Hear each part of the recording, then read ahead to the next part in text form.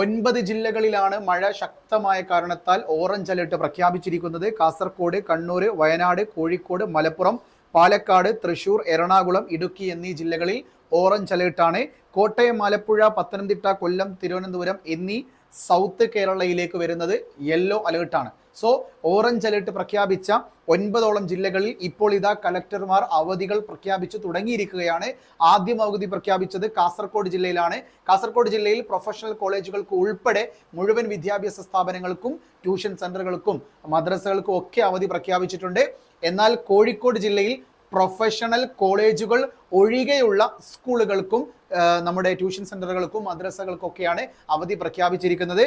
വരും മിനിറ്റുകൾക്കുള്ളിൽ തന്നെ മറ്റ് ജില്ലകളിൽ കൂടി അവധികൾ ലഭിച്ചേക്കാം. 9 ജില്ലകളിൽ ഓറഞ്ച് അലേർട്ട് ഉണ്ട്. അതിൽ 2 ജില്ലകളായ കാസർഗോഡിലും കോഴിക്കോട് ജില്ലയിലുമാണ് നിലവിൽ അവധി പ്രഖ്യാപിച്ചത്. കോഴിക്കോട് ജില്ലയിൽ പ്രൊഫഷണൽ കോളേജുകൾക്ക് അവധി പ്രഖ്യാപിച്ചിട്ടില്ല. കൂടുതൽ അപ്ഡേറ്റുകളുമായി നിങ്ങളുടെ മുന്നിലേക്ക് വരുന്നത് വരെ it's me M S solutions. ഇനി എന്തിന് വേറെ സൊല്യൂഷൻസ്. ബൈ.